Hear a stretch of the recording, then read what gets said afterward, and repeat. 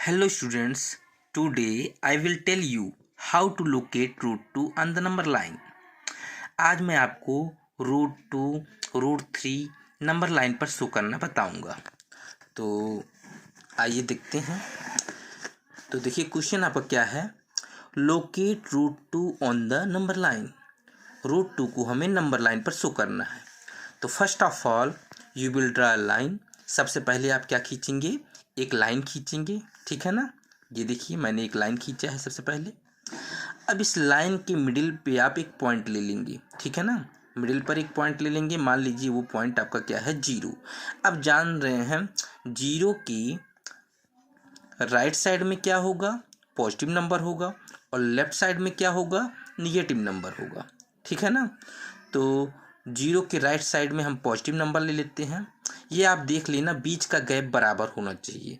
तो मैंने जो है 3-3 सेंटीमीटर का स्केल लिया हुआ है, यानी मैंने यहाँ से 0 से लेके 1 का डिस्टेंस कितना लिया है, 3 सेंटीमीटर, लेकिन लिखा है 1।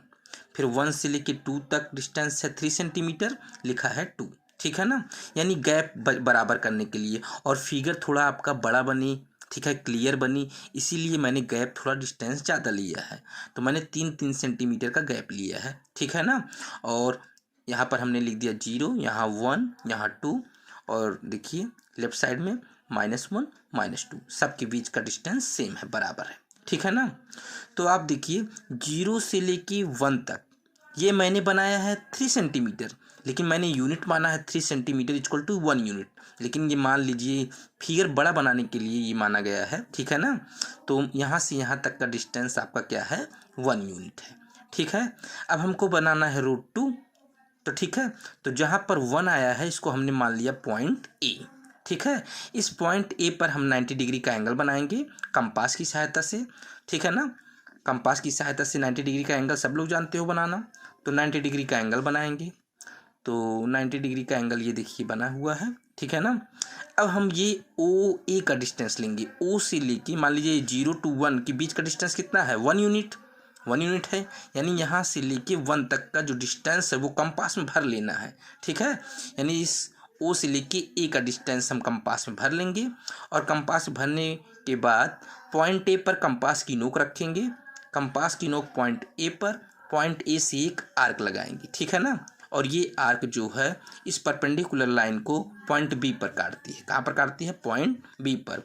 इसका मतलब ये है कि ओ ए का डिस्टेंस और ए बी का डिस्टेंस क्या है, सेम है। ये भी 1 यूनिट है, ये भी 1 यूनिट है, ठीक है ना। उसके बाद पॉइंट बी को ओ से ज्वाइन कर देंगे, ये बन गया ओ बी। ये आपका हो गया रूट 2, और इसको हम पाइथागोरस थ्योरम से सॉल्व कर सकते हैं। अभी देखिए ये आपका हाइपोटेनस, ये बेस आया 1 यूनिट, परपेंडिकुलर आया 1 यूनिट, तो ये हाइपोटेन्यूज आपका कितना हो गया, रूट 2, ठीक है। अब हम क्या करेंगे, पॉइंट ओ पर कंपास की नोक रखेंगे और ओ बी का डिस्टेंस कंपास में भर लेंगे। ओ बी का डिस्टेंस कंपास में भरने के बाद क्या करेंगे, यही O B radius, O B को रेडियस मानकर क्या कर देंगे, एक आर्क लगा देंगे। देखिए ये ओ बी को ओ पर कंपास की नोक रखे, ओ बी का डिस्टेंस लेके एक आर्क की डॉटेड लाइन में आया है, और ये कहाँ कटा है, पॉइंट पी पर। यानी ओ से लेके पी की दूरी क्या शो करती है, रूट 2, क्योंकि रूट 2 का वैल्यू होता है 1.414। तो ये पॉइंट पी जो है आपको क्या दर्शाती है, ये रूट 2 को दर्शाती है, 1.414 को अप्रोक्सीमेटली दर्शाती है, ठीक है ना। तो आप ये बना के यहाँ पर आर्क लगा देंगे।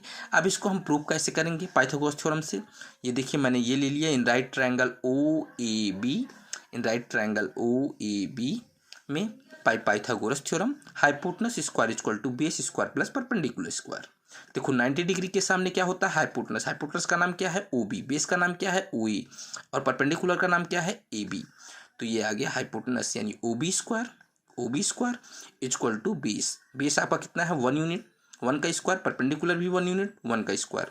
तो O B square equal to आ गया, 1 का स्क्वायर करेंगे 1, प्लस 1 का स्क्वायर करेंगे 1, 1 plus 1, O B square equal to 2। O B equal to क्या आया, स्क्वायर इधर जाएगा, रूट बन जाएगा, रूट 2, ठीक है। ऐसे ही हम रूट 2 को नंबर लाइन पर लोकेट करते हैं, ठीक है ना। It's clear, good.